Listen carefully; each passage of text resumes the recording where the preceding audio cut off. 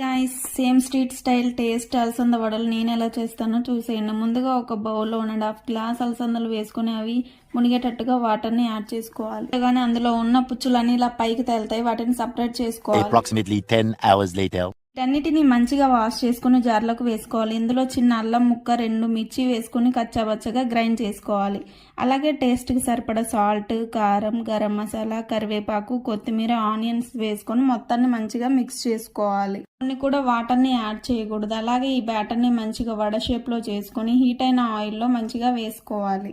వైపు మంచిగా కుక్ అయిన తర్వాత రెండో వైపుకి టర్న్ చేసుకోవాలి. ఒక బౌల్లోకి తీసుకోవాలి. వంట చేసేటప్పుడు వంట మధ్యలో తినే అలవాటు ఎవరికైనా ఉంటే ఖచ్చితంగా కామెంట్ చేయండి. మొత్తం చేయడం అయిపోయిన తర్వాత ఒక బౌల్లోకి సర్వ్ చేసుకోవాలి. ఈవినింగ్ స్నాక్ గా పర్ఫెక్ట్ గా ఉంటుంది. చిన్న చిన్న టిప్స్ చెప్తూ ఫుల్ వీడియో రాబోతుంది, స్టే ట్యూన్. అలాగే వీటిలో నేను ఆనియన్స్ వేసుకొని తిన్నాను, టేస్ట్ మాత్రం సూపర్. థ్యాంక్